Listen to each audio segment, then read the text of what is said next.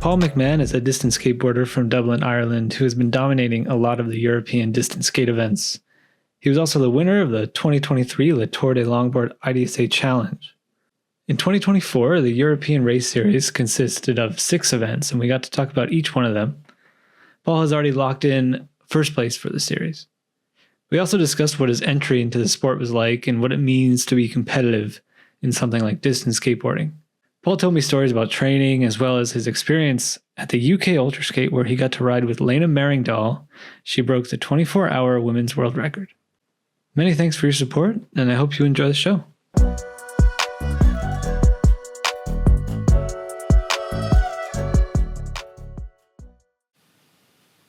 All right, hello and welcome to the Skating in Circles podcast. Today's guest is Paul McMahon. Paul, how you doing? Going good.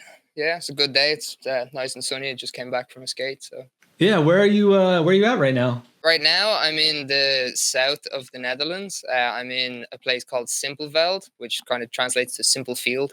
Living with Lena, the owner of Meloenenkake. That's awesome. So you're just traveling around Europe right now? Yeah, I'm here for 6 months. I got here at like the start of April, and yeah, I'm here for 6 months for the European Championship, like the race season.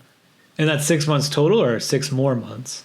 6 months total from since April. So yeah, I go back in like end of September. Cool. And you're originally from Ireland, correct? Yeah, from Dublin, Ireland. Cool. Nice. Yeah, I saw you at the Dutch. That was awesome. I assume that was one of your stops on the whole tour. Yeah, it was good to meet you there.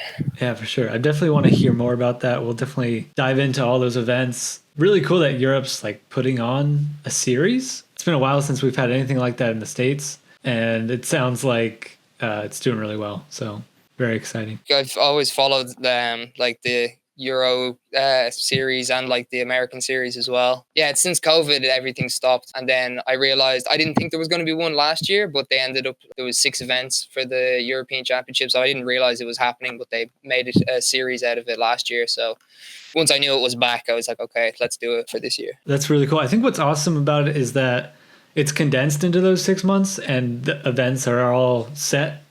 So like for someone like you can just plan for it and make it happen. Yeah, it's nice. Yeah, having some like easier events at the beginning to like not easier, but like, shorter distances, like half marathons and stuff like that. Warm up and get ready into the season before you get into like 6 hours, 24 hours and whatever. Mm-hmm. Yeah. So a quick question before we get into all that, I got to ask, what motivates you?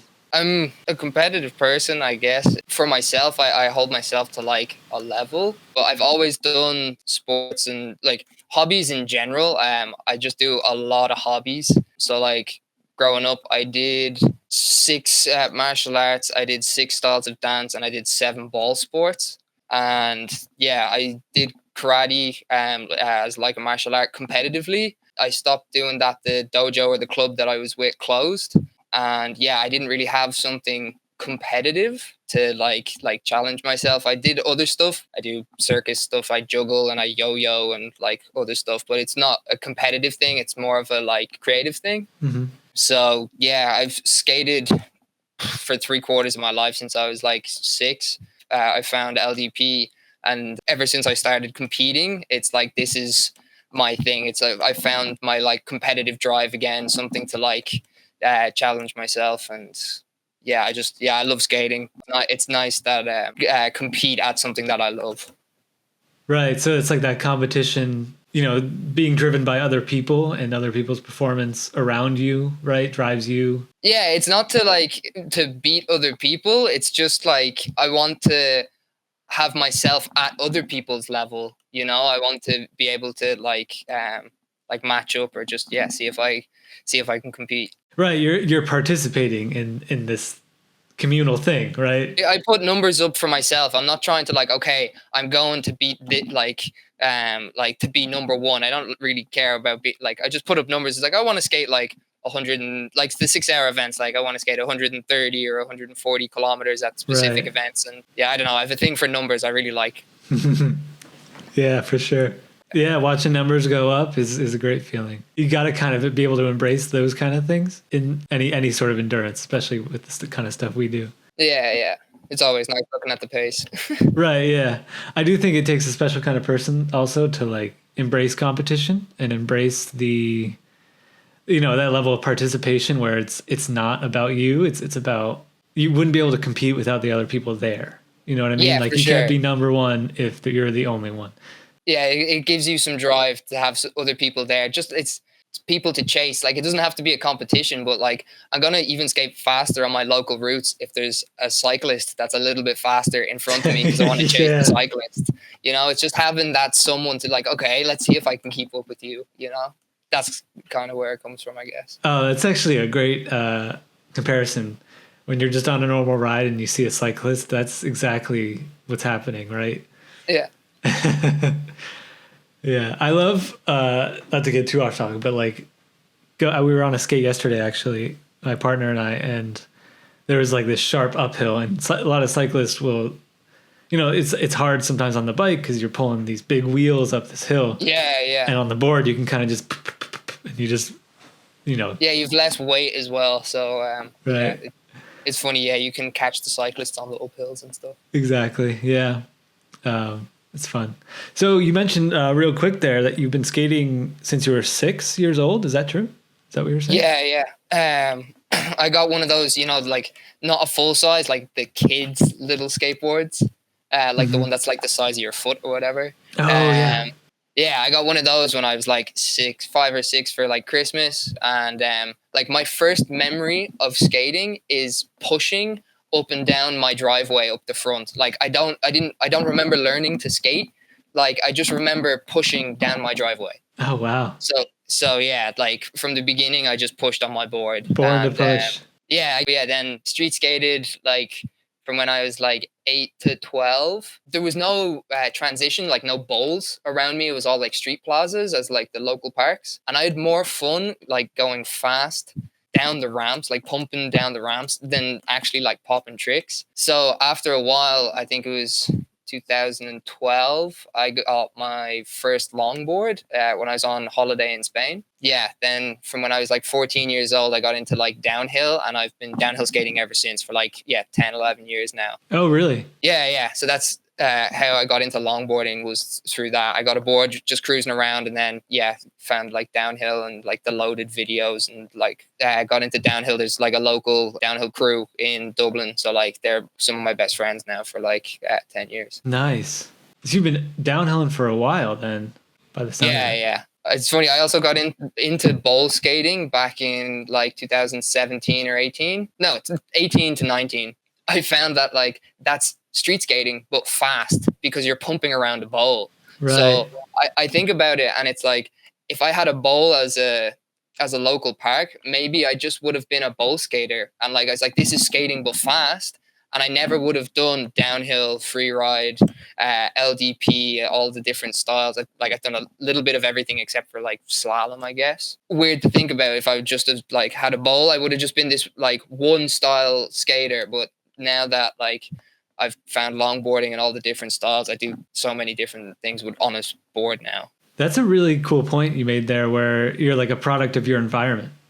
Yeah, yeah, yeah. And I think that's probably the story for a lot of people, where you just do the thing that you were able to do, and that ended up becoming your hobby, right? I didn't like being slow. Like I used to like run places because I did like dancing and martial arts. I also did parkour. So like I was just like running places. And then yeah, when I got aboard, it was just faster to skate everywhere. Where I'm from in Dublin, like my mom's place is on the coast, and there's a 10-kilometer cycle lane, like a promenade along the coast that runs into the city centre. Mm-hmm. So that's like my second, third, like my third home or whatever. Because my dad lives in the city centre, my mom lives outside on the coast. So this 10-kilometer cycle lane literally joins, like, is the way to my dad's. Oh, perfect. So yeah, so I just like skate in and out on this 10-kilometer cycle lane all the time. Like in the morning, go into town, like spend the day in town with friends, visit my dad or whatever, and then it's like midnight, 2 in the morning, skate back on the Oh, skate back in the middle of the night. That's amazing. So is that like a typical thing over there, where you just have bike trails like that? No. So most of the time it's pretty rough pavement, and you are like a small cycle lane that is a part of the road. Ooh, And okay. a lot of the roads don't actually have cycle lanes also. It's only if you're in the city that they do. If you get more into like rural areas or like residential estates, there won't be a designated cycle lane. You just skate on the road or Hmm. like, well, you cycle on the road. Is now I met another LDP skater from Ireland. He was at the UK Ultra Skate, but before him, I was the only one. All the street skaters and longboarders would skate on the path with like people, but I skated fast, like as fast as a bike. So I wouldn't be on the path like the people would give out. So like I learned to skate on the road with the cars, like in traffic in city centers and stuff. Right, you just kind of had to figure it out, I guess. Yeah, it's kind of like I consider it like my version of like social push NYC. Like in the city center when I'm like hanging out with friends or I'm always skating through cars and on bike like on the bike paths that are on the roads. The only place that you find nice cycle paths in Ireland is like greenways and blueways. They're like if you have like that the coast, it's near the water, or you have a canal like or a river that runs through the city or in a place. That's where you'll have cycle lane. That's off the road. It's either beside the canal, you know, or beside the coast. It's always when you find like a body of water that you find nice cycle paths. Interesting. Yeah, Okay, yeah. It's kind of similar here where I am. We don't have a ton of like shoulder space or bike lanes really. So I end up on the road a lot, which isn't too bad if there's not too many cars. But it's a weird space to be because if the road's not busy, you're fine. But as soon as cars come, they don't really expect you to be there, right? yeah. I guess like what's nice about being in the city is there's a lot of bikes and like bike couriers like weaving around. So with like driving culture or like driving awareness, they're more used to it. So they're ready for like people randomly running across the road or bikes swerving out of nowhere. It's like that, yeah. If you get into more like rural areas or like back roads and stuff, that like yeah, people do not want you skating on the road because they're going like 80 kilometers an hour, like you know, like 50 miles an hour, and you're trying to skate at like 15 or like 20 kilometers, 25 kilometers an hour. So Yeah, that's tricky. Another thing you mentioned that I liked a lot was how you didn't really like the tricks, and you just wanted to like basically feel the board under your feet, kind of thing. yeah, And I think that resonates with a lot of people too, and something I've been thinking about more. Right, with right now the Olympics are going on, and yeah, skateboarding's in the Olympics. It's got three yeah. disciplines Women's street is on at the moment. right now. Yeah. Yeah, yeah, um, So yeah, but like it got me thinking, like, what are the disciplines of skateboarding? And I think maybe not a discipline, right? But like there's a layer, an entire chunk, right, of skateboarding that's just pushing around, and you don't really yeah, need the tricks. You don't need to go downhill. Like those are kind of like branches of the core of skateboarding, which is just pushing around. There's a lot you can do with just that, as we prove, right, as distance skateboarders, right? yeah. And right, there's dancing, right? There's all sorts of other like sub disciplines of skateboarding that you can then go off into or not, right? Yeah, that's why I prefer to call everything a skateboard instead of like longboards and skateboards Same. because it's a plank of wood with four wheels that you're having fun on. You know, it doesn't matter the Exactly. shape or the size or whatever. There's so many different, like subcategories or subgenres and like little different versions of things. Like slalom and LDP, I would consider the same as like freestyle and street. You're still doing the same thing. You're pumping, but it's in a different way. Right. You're still doing tricks, but in a different way. Hmm. Yeah, slalom's a great one to call out too, I think, as like not exactly downhill, like you're saying, not exactly downhill, not exactly LDP. It's its Yeah. own thing.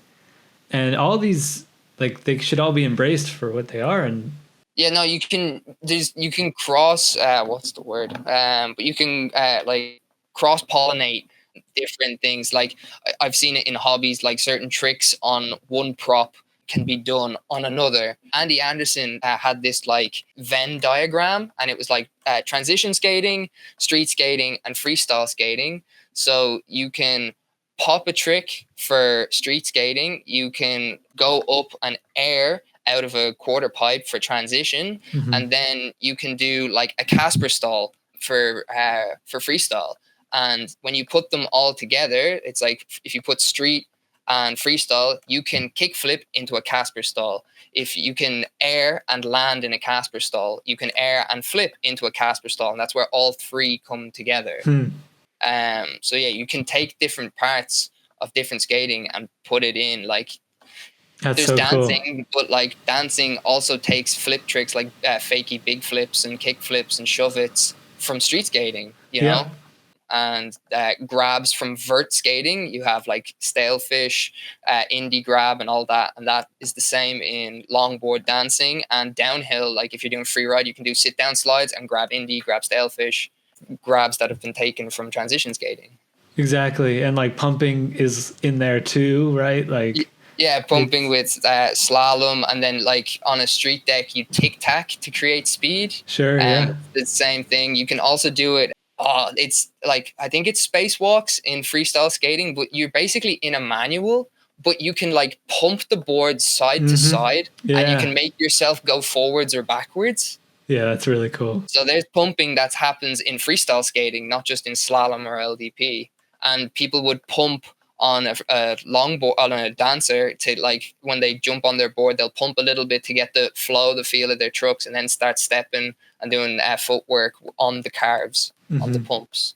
So yeah, everything is like like it all just is like it's all intertwined together. Right. It's all relative, like you said, cross pollination. It's really cool.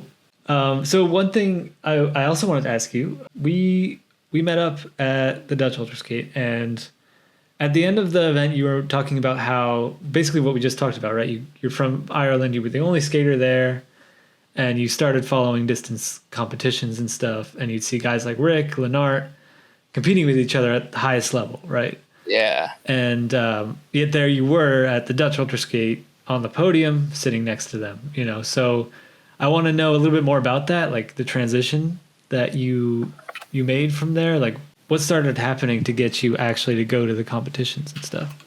Yeah, that was a dream come true to be on the podium with those two guys. It was good. So I got into downhill skating, and there was a local Irish company that made downhill boards and sponsored my friends.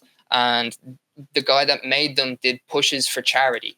So there's like a famous like cycling route where you go from in the UK, in England, from the most northeasterly point to the most southwesterly point.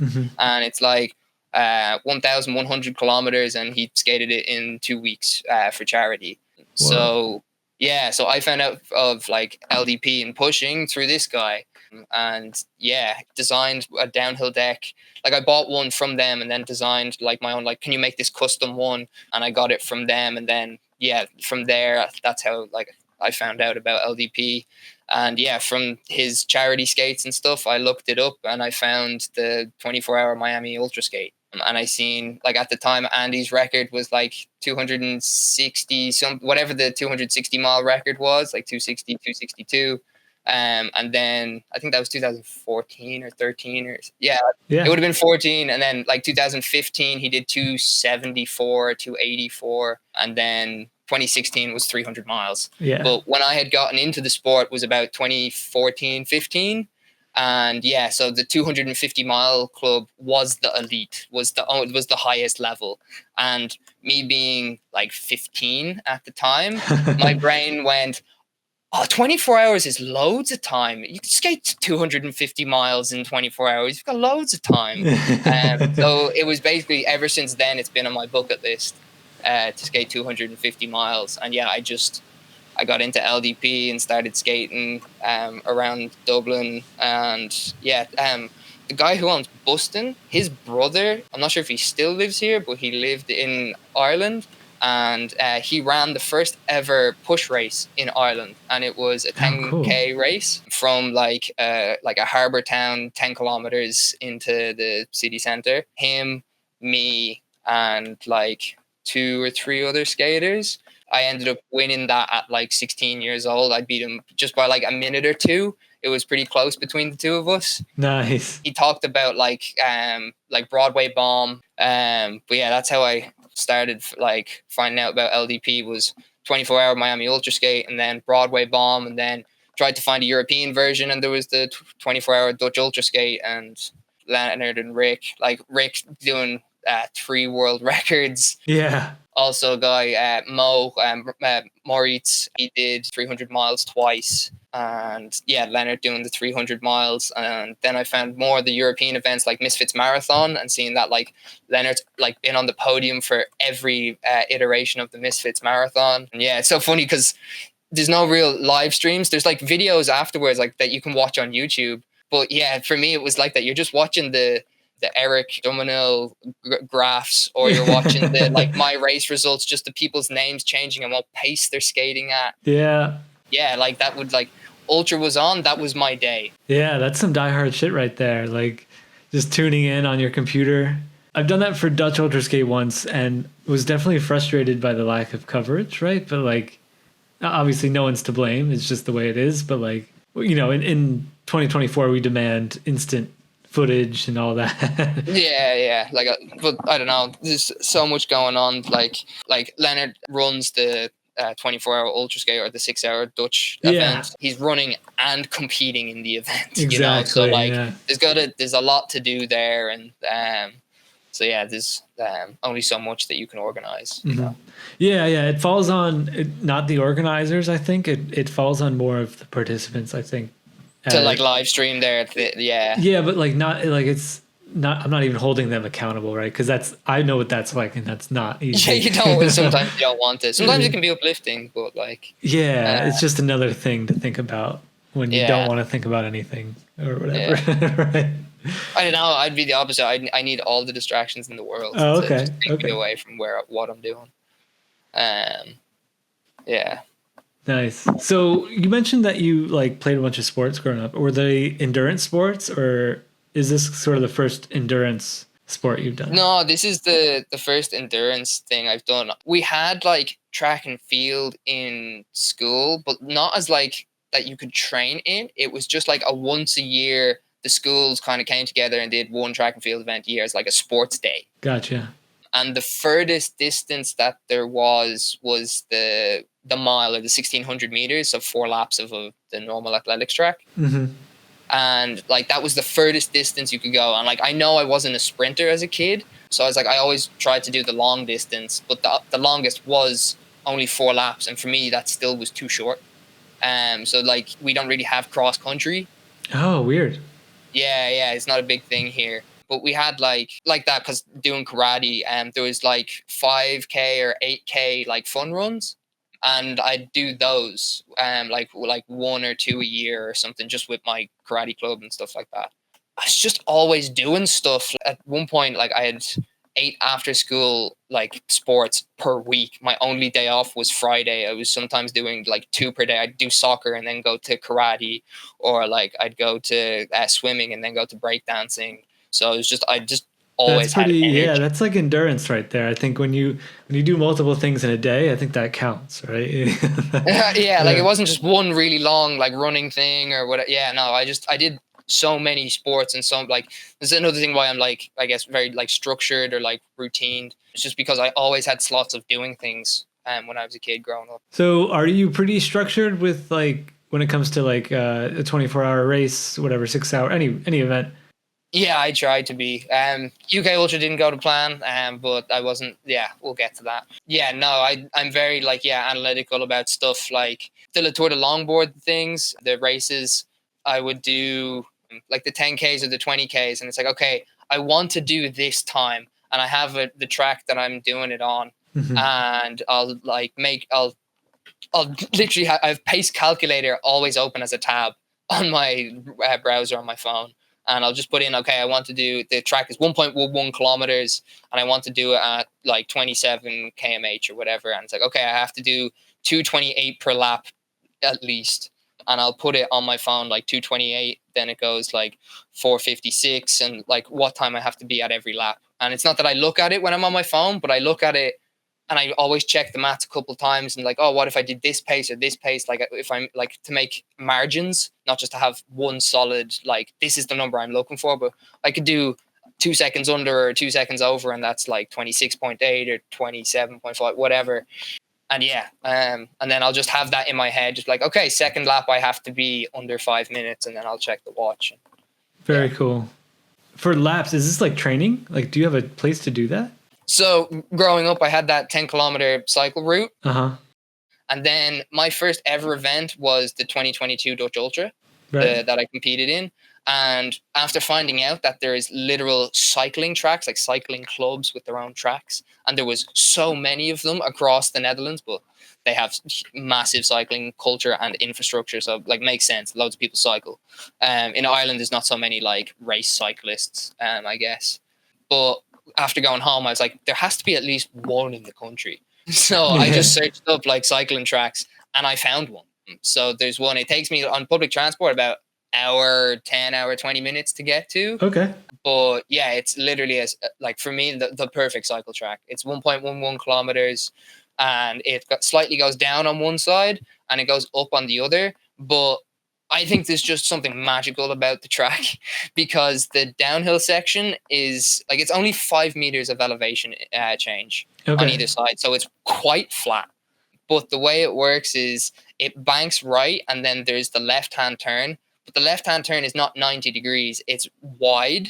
So that means your distance is longer through the turn. It's very like circular, like curved. But it's also because they do like cycling training there, it's Mhm. banked. So you can actually Oh, carry cool. your speed through the corner. And then you go through the flat section on the bottom, there's a flat section on the top. And then you come around to the uphill section, and that is just a dead straight uphill. So it's a lot shorter than the downhill section because no matter how like fast you're going downhill, that means the downhill will be less time, whereas you're going slower on the uphill, it eats up your time. Uh-huh. So with this, because the curve is longer, you also carry your speed through the corner. I feel like it like elongates the amount of time that you're going faster, and you're just I can like just tuck down that because downhill experience. Right. And like it's not super fast, like 35 40 kilometers an hour. I think the max I hit was like 42 or something, and then one of my downhill buddies just like launched it and like just for one lap and he hit like 48. You're going that fast and you're resting because you're just tucking, you can just catch your breath. And then because it's such little elevation change, you can still push at like 12 and a half miles an hour, like 20 kilometers an hour up the hill Mhm. because it's only 5 meters of elevation change, so you're not losing that much speed. That's very interesting. The idea of the track being like banked in such a way and with the elevation, the way you're describing it, I wonder, it sounds deliberate, right? Like they did that on Yeah, purpose. And, this idea of like maintaining momentum, because, right, like every time you go through it, you're just holding that speed. And what you're saying is it's like a net gain by the end of it. I think so. Like it's like you go up the same amount you go down. That's what like that is a track, if you're Yeah. doing loops of something, you go up the same amount you go down. So it should even out. But like I said, slower uphill eats more time, faster downhill is shorter time. So it doesn't add so much. So I think if you could if you just like approximate instead of 1.11 kilometers, the track is 1 kilometer. I really think it's like 600 meters of downhill, versus like 400 meters of uphill or whatever. Like it's not like that because there's a flat top and bottom, but you get what I mean. Like Yeah.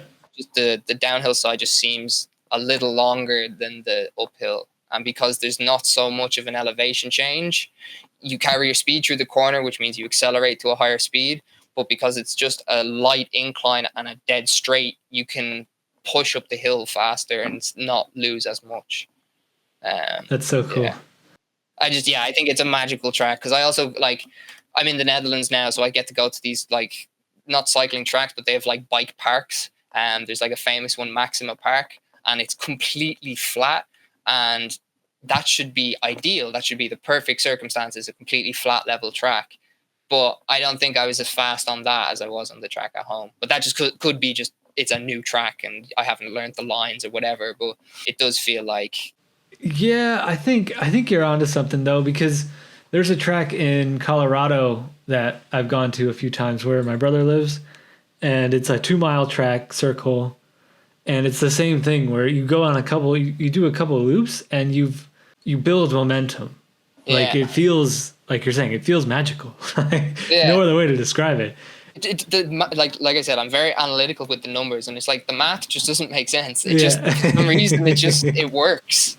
Yeah, I would like to look around myself or something like that in my area and Yeah, you gotta look it up. Like, yeah, sports parks or like cycle parks. I've learned like the lingo that Google Maps uses to try and find these particular places. Gotcha. I have a trail I like to go to. It's like about the same, probably a little longer than what you said, an hour and a half or so. And it's 12 miles and it's a really nice trail. So I try and go there just because, like, that's like my magical place, right? But there's something to be said about the circle track, the loop. Yeah, like I said, the cycle paths, the coast cycle lane, the two canal cycle lanes, and then there's a big park in the center of the city. It's the largest enclosed park in the world, or like the largest park in Europe, or something like that.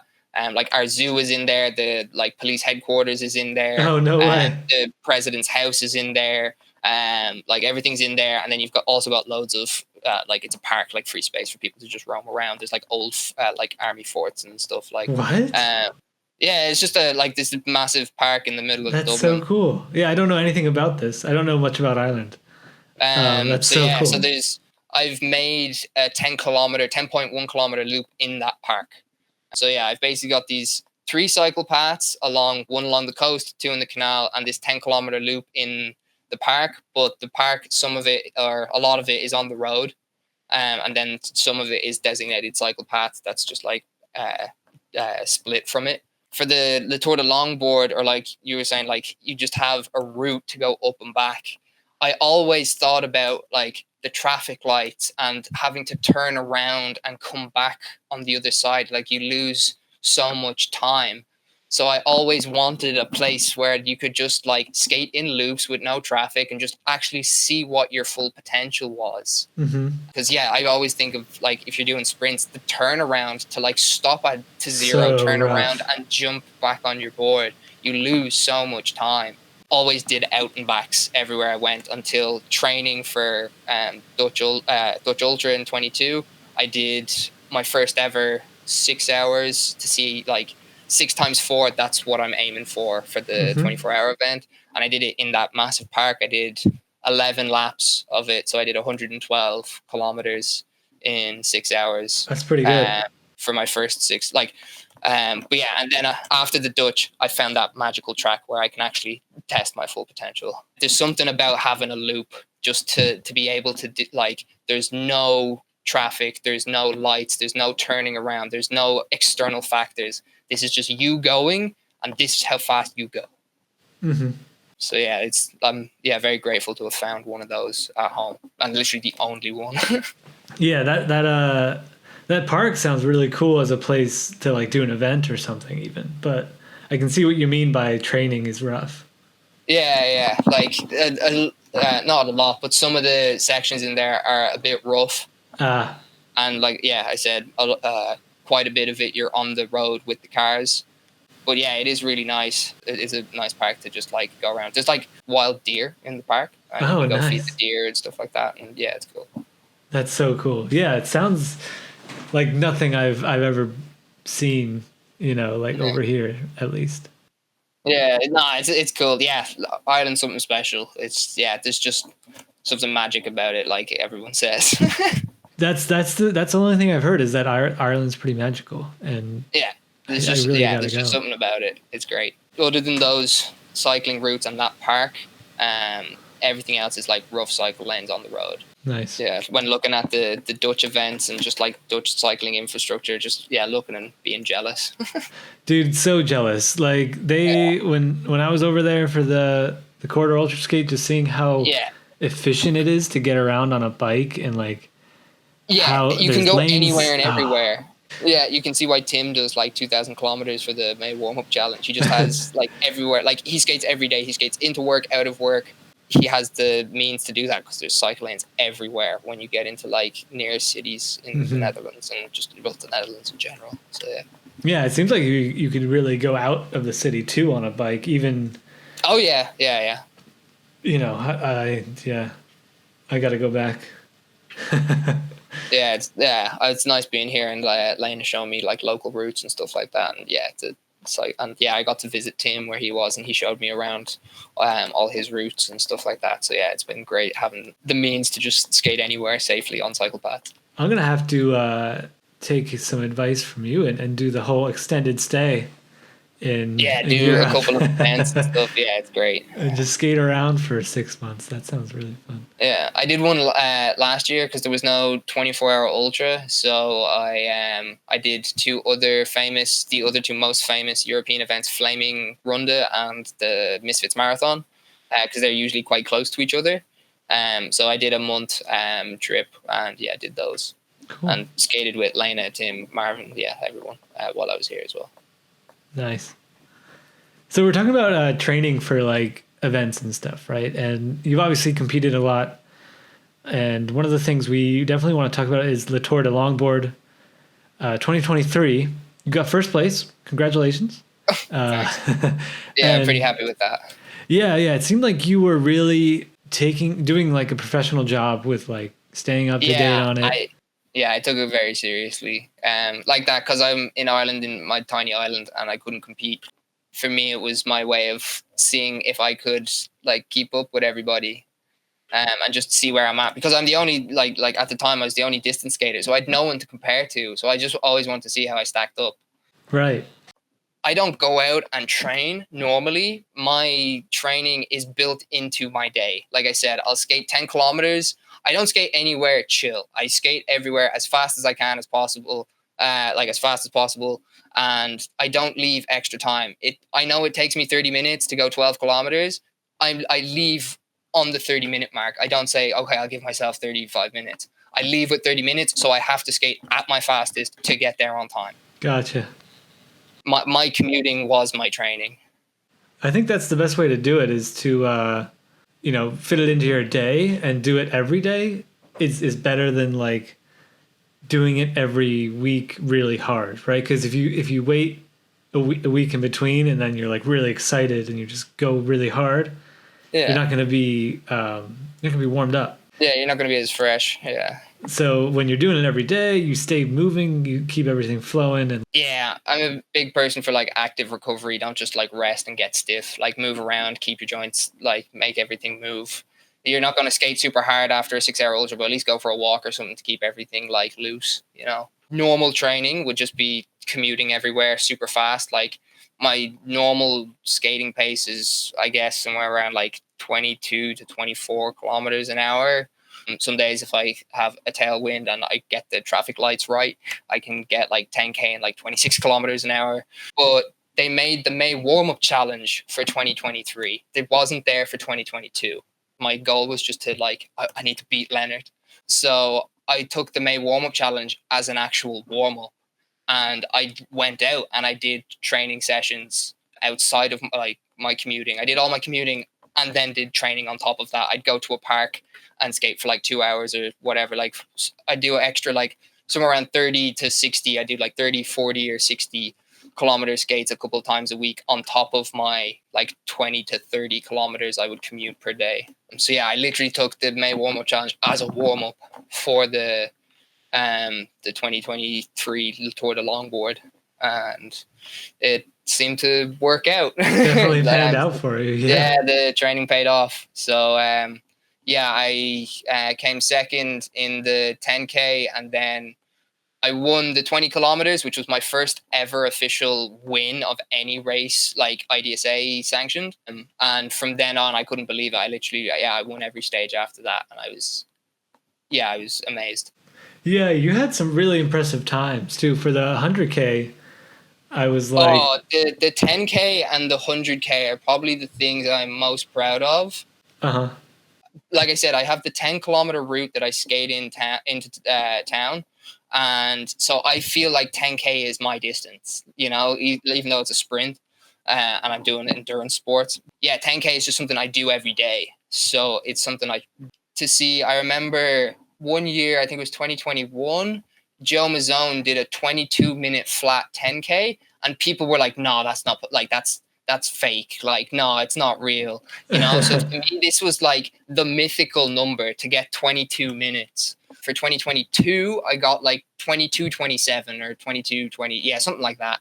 22:24, somewhere around there. The next year, I was like, okay, I just need to try get under 22:10 or something like that. I wanted like, I think I came third with 22:24. Daniel Lindsay, the guy that wins Broadway Bomb, Yep. he's super fast sprinter. He did like 22:14. He beat me like by like 10 seconds. And Adam obviously won with the 10K. And so 2023, I was just like, okay, let's try and beat Daniel's 22:14. Let's try to get like under 22:15. I did my fastest 5 kilometers inside of my fastest 10 kilometers ever. And I did sub 22 minutes. I did 21 minutes and 50 seconds. It's crazy. Which, yeah, I couldn't believe. Somehow my body, like, instinctively or subconsciously knows exactly how hard to push. Like, it's not me. Like, my brain, like I said, just comes up with these numbers, and I try to do these numbers. But I went faster than the numbers that I predicted, and my body, like, just perfectly timed. I hit 10 kilometers, and I was throwing up while on my board, and then I just, like, ran off my board into the grass and started getting sick. Like, I literally could not have given more. You know, that was 100%. Feeling, and at 10K, and I was gone. I started getting sick. There was no more. There was too much bad blood in my system, and it had to come out. All the bad stuff had to come out. Hey man, kudos to Scott though for putting the event together and getting people like you to like destroy yourself. No, like all the work he puts into it. Like you've got to you've got to check so many people's times that are coming in, make sure they're correct. And you've got to deal with like late submissions or whatever. Like I think for 2023, there was like 150 participants. So like to get through all those people's, like scrolling through Strava, I don't know how long, every tab, just like each person, 10K, 10K, 10K. Okay. Yeah. Yeah. Just like on your own time, right? It's exactly. Really nice. Yeah, no, kudos to him. And yeah, same. I got to meet Scott for the first time at 6 Hour Dutch as well. So that was nice. Got a picture with him, got to chat to him a bit, which was really good. Yeah. It was awesome to see, him come out there on his own account, right, for the things he does and like representing the IDSA and stuff. Is great. Yeah, and then the 100 kilometers, Leonard in 2022 beat me, and he did a 4 hour 15. That was my goal for my 100K, and I ended up doing 24 kilometers flat, and I did a 4 hour 10 minutes 100 kilometers, which, yes, I cannot believe I beat that time by 5 minutes. So yeah, because like that was the fastest 100 kilometer time I had ever seen, was 4:15 from Leonard. That 4:10 specifically on that day, park is normally lovely, the track is empty, there's normally only like one cyclist and like 2 people walking around it. That day, there was a family, and they were not so nice, and they were spread across the track. And it is a cycling track, but it is open to the public. So if there's a cyclist coming around, you'd normally get out of the way. You'd move to one side. They did not. And I'm not shouting at them like, move, get out of the way. I'm just like, hey, like just waving, getting their attention, and then they can move. I'm not saying, but I'm gesturing, can you move aside? I'm coming through here at like 26 kilometers an hour or something. Yeah. You're using the trail. Yeah. And I go past them. They still don't move. And the guy basically swings his arm out and like punches me, or like whacks me more, not punch, but like whacks me in the stomach. What? Yeah. And at that point, I was like, what the fuck? So I turned around while skating. It's like, dude, I'm here for 100 kilometers. I'm here for another 4 hours. Yeah. Like what's the issue? Like, I've done nothing to you. But he called the security. The security showed up probably like 30 kilometers in or 40 kilometers into the 100K. They pulled onto the track. They wanted me to stop. I said, I can't stop. I'm here for 100 kilometers.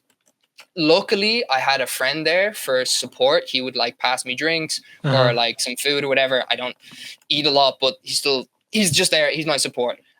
So he was able to, I rang him, was like, security's here. Can you go talk to them and explain what's going on here? And yeah, he tried to explain that the dude was in the wrong and blah, blah, blah. And they basically said, I don't care if he's trying to break a world record. We will put 3 cars across this track to make him stop. And this is all going on while I'm trying to skate 100 kilometers. And then it wasn't enough for them to talk to my friend. As I'm skating along the like top straightaway, they start driving beside me while I'm skating on this closed cycling track. and they're like, can you slow down? And I was like, no, I'm here for 100 kilometers for a race. And like, I only have 20 seconds before I take the left turn to go down the downhill section. Yeah. So I was like, I'm here all the time, no issues. You never know I'm here. You never knew I existed. This guy hit me in the stomach because he wouldn't move out of the way. And he called, like I've caused no issue here. He's the one at fault. And then they stopped at the turn and I continued. And they went back and kept talking to my friend. And I was like, so is everything okay? And they said, no, the police have been called. But the park is a nice park, but it's in a sketchy area. Nothing happens inside the park, but outside the park, there's loads of sketchy stuff going on. So when my friend asked, being like, oh, so how long do you think it'll take for the police to get here? And it's like, oh, you could be in bed by the time they get here, you know? Yeah. So the people continued skating around. The people continued walking while I was skating. The security left. And basically the people, even after walking for like, I think 25 or 30 minutes on top of the time they wanted to be there, they waited outside of the track for another 15 or 20 minutes, still waiting on the police to get there. They wanted something to happen to me. At some point they left. The security never came back onto the track, but they would circle outside and like come check, being like, was he actually here for 100 kilometers? You know, like, Yeah. I think they were trying to set, like, was I lying to them? But like every time they came around, I was still there skating. You know? Oh, that's so cool. But yeah, it turns out that like from kilometer 50 to like 70 or something, which was when all of this was going on, or not when it started, but while the security was talking to me, or when they left, and while the family was still there, and while we were kind of waiting to see if the police were coming, was actually my fastest part of the 100 kilometers, I guess because of the adrenaline or whatever. So yeah, I finished that with 4 hours, 10 minutes. And just as I finished and like sat in a chair, my friend brought like a camping chair, the security came around for the final time. And I was like, yes, you are here and I'm finished. I can actually have a conversation with you. Yeah. So I went over and the first thing they said was, how'd it go? And I was like, the time that won last year, that was number one, was 4 hours 15. I just did 4 hours 10. And they were like, whoa, what? And I was like, yeah. And then I could actually like have a conversation with them because I'd stopped skating. I was like, here, I didn't mean any harm. Like I wasn't trying to blow you guys off. I was here for something for a lot. Like it's important to me. So like I literally couldn't stop. Like if it was a shorter race at 10K, I could stop and try again. But like I was here for 100 kilometers. Yeah. And yeah, basically what the security said was, we wouldn't have known you were here, but the dude called our boss, and our boss rang us. So we had to come because the boss told us to come. But like if this random crazy dude and this aggro guy somehow had the park like manager's number. Disgusting. If he didn't call the manager, the security would have never known I was there. And I was like, yeah, I've been here last year 8 times for like 6 Le Tour de Longboard races or whatever, and you've never known I existed. And I've been here again this year for another like 6 times, and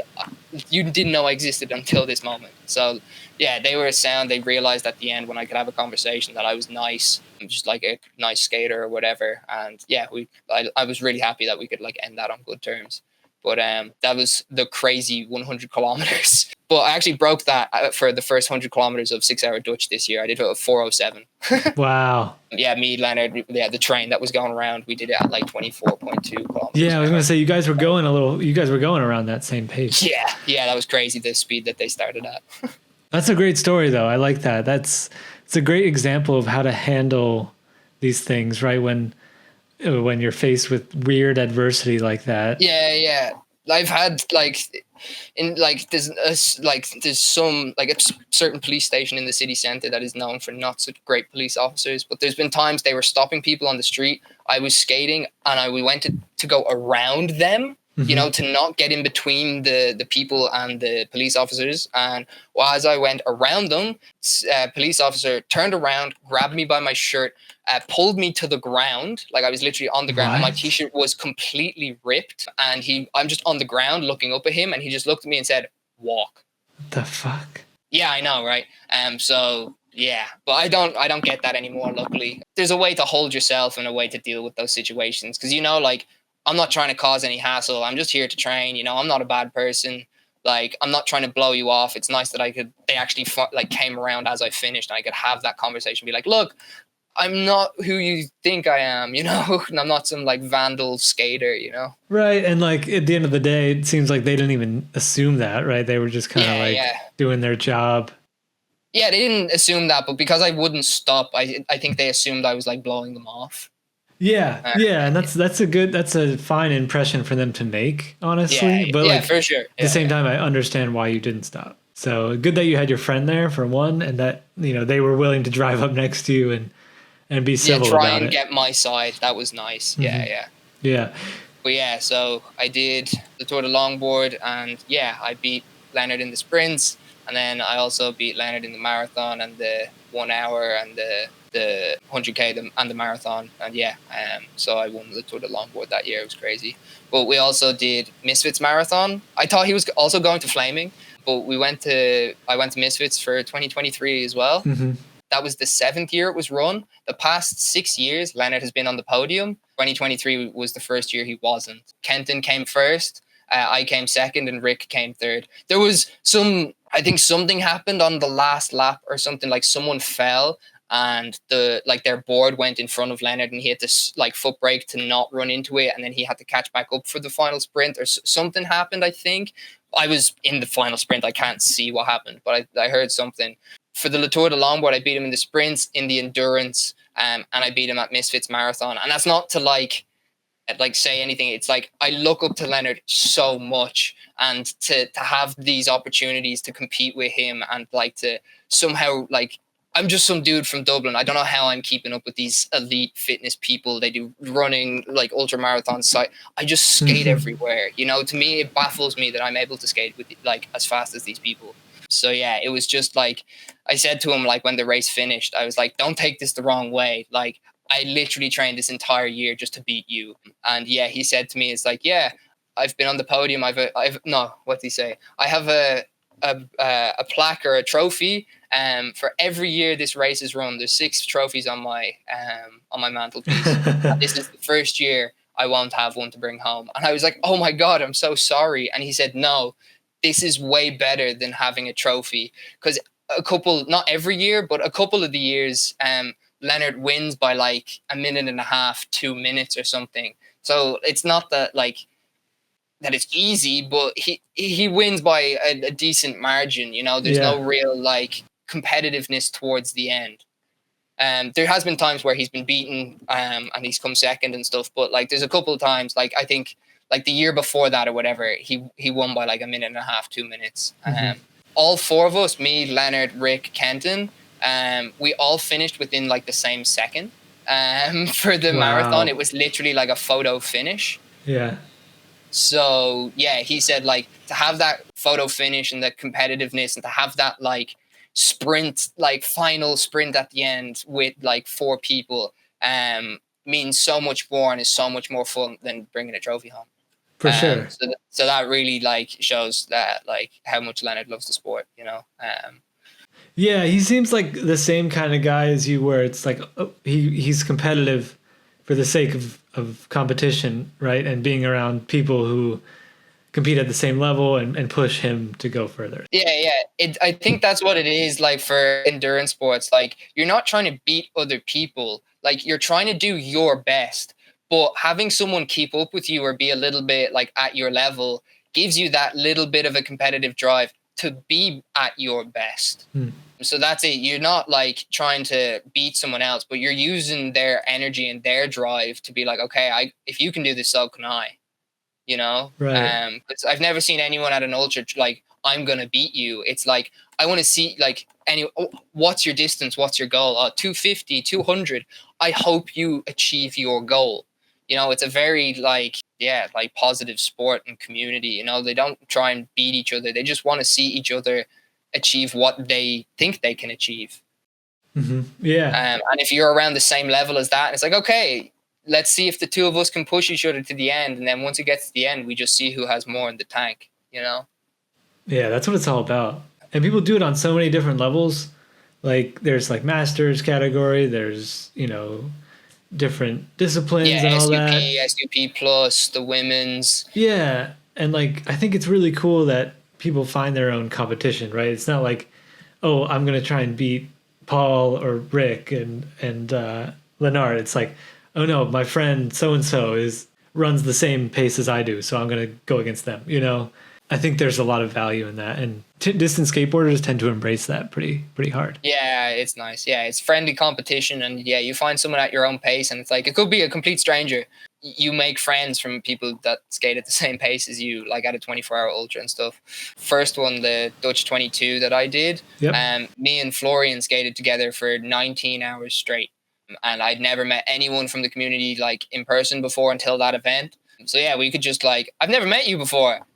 Let's talk about everything, and we just got so close and distracted each other and willed each other on. And yeah, so yeah, it's just cool how you can make friends just from people, just friendly competition. Oh, you skate like at the same pace as me? Let's go. Yeah. You know? It's funny, like you just described, those relationships where you may have met them a little bit beforehand, but the majority of like the time you've known them, you've just been skating together. Like you've known them for like 24 hours. For the majority of that time, you were skating together. But you know a lot about those people in those 24 hours. Like it's a condensed friendship. Yeah. And like you don't even need to talk too much to really like you understand their mannerisms and like. Yeah, no, you can be, that's another thing that's nice. It's like you can just have like silence, but just having someone's presence beside you, like you even feel like, okay, I don't know you. I don't know when I should talk or when I shouldn't. Like, is this an awkward silence, or if it isn't? People have like anxieties and stuff in their head when they're having conversations with people. But it seems that like 24-hour ultra, like people make comments, we chat for a little bit. And if it gets to that point where, okay, someone's having a bit of a dip mentally, or like, like they're not doing so great at this moment in time, the silence is okay. And everyone's like, they know when the silence is needed, because like this person just needs to focus on what they're doing, get out of the dark place, and then they're happy again. And then they might start chatting again, like there's no awkward silence in ultra. Like everyone just knows when people need to focus and when people want to chat, to have distractions to continue. Yeah, that's a big thing actually you're calling out there, where when you're skating with someone, sometimes it doesn't work out, right? And like either you want to talk and they're silent, or they want to talk and you just don't want to hear anything, right? And like knowing, like you're saying, when it's appropriate, right, and getting a feel for it is a skill that you have to learn. And it also sometimes just with certain people, you just have to spend time with them to know, like you said, 24 hours is a lot of time to learn all that stuff. And yeah, it's cool to that you've called out like exactly like the way I've felt before, where it's like you're just in a dark place and you want silence. Like there's nothing more you want other than to like not hear anything. So that's cool. Let's quickly go through this year's European Championship. Maybe we'll go hit on each of these events and kind of like give a little highlight or two of them. We'll talk about how you did and maybe more about like how the event was too. Yeah. And we'll just go through them all. So first up, European IDSA Championship, Spreewald Half Marathon. Now, I saw you got first place.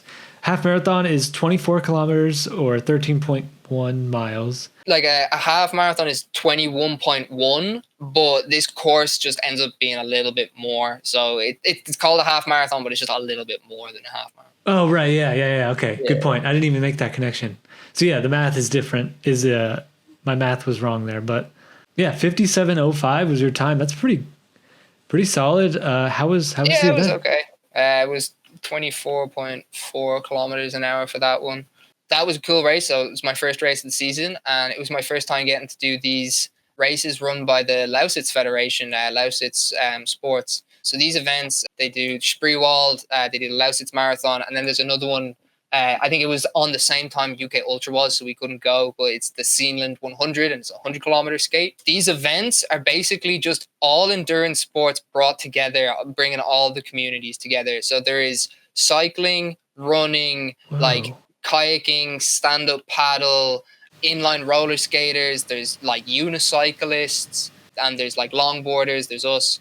So yeah, like it brings all of these communities together over a weekend, and they just run all of these events over the course of the weekend. Wow. So that's really interesting. I didn't realize that the Lausitz was like this federation. You're saying it's like a federation organization Yeah, type of yeah, thing? like some sort of like association or company or yeah. Oh man, and that's so cool. They just do all the like niche sports. Like, Yeah, like endurance sports. Yeah, cycling, running, swimming, stand-up paddle, like, and oh yeah, some man, niche stuff, inline roller skating, longboarding, unicyclists and stuff. that is so cool. Yeah, I wish that was everywhere. That is Yeah, really cool.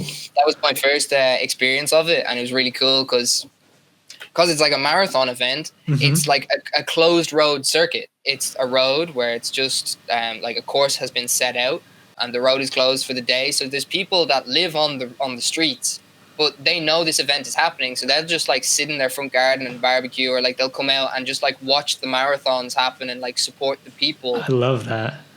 So that was cool because like I don't, like I said, I don't do like running or marathons, so I've never had that experience of like people like spectators cheering on the sideline. So that was a really cool first European event. There was like hail 20 minutes before the event, just like a quick shower. So the track was a little wet at the beginning, but it sun came out after the hail and perfectly sunny. The track dried up. Like I think it's like 3 laps of a thing. So like I think lap 2 and lap 3 were perfectly dry.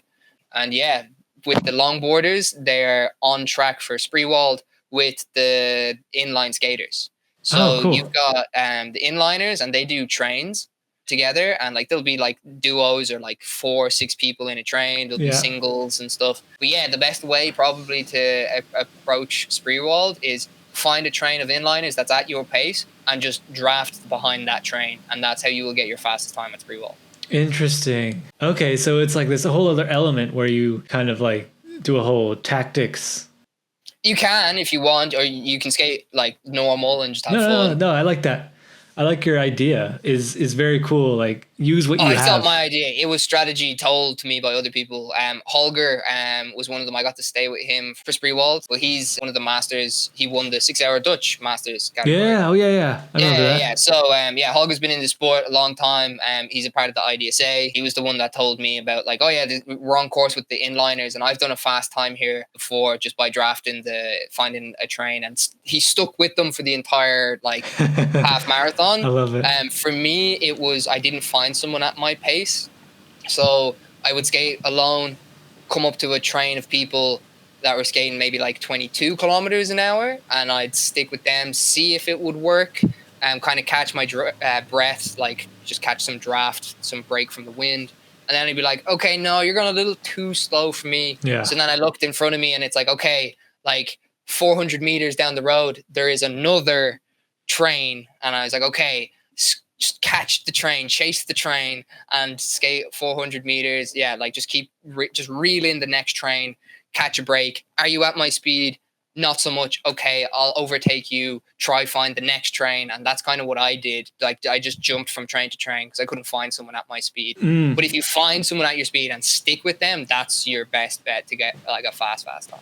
I like that leapfrog technique though. That's good. Yeah, it was really nice. good. It like it keeps the brain active. Like it keeps, for me anyway, like it's the one thing about ultras. It's one of the reasons UK didn't go so well, but like having something to focus on to take my brain away from I'm just skating in circles or Yeah.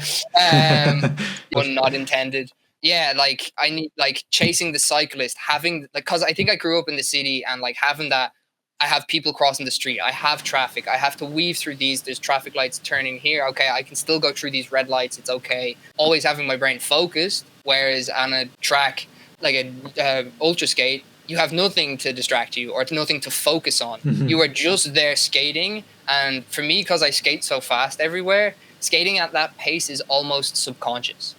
So for me, I get bored when I'm not like, if I'm on my own, or if I'm just like, why am I here? This isn't fun, you know? Music, or like, yeah, talking to people, having a train. I really think just having someone to stick with for 24 hours to keep the morale up is so much more important for achieving whatever you're trying to do, 200 miles, 250, 300. Mhm. Having someone to just keep you, if you can do it, I can do it. Come on, let's keep, we're here. Like, I know you've got 8 hours left, but I've also got 8 hours left. So like, come on, let's keep at it, you know?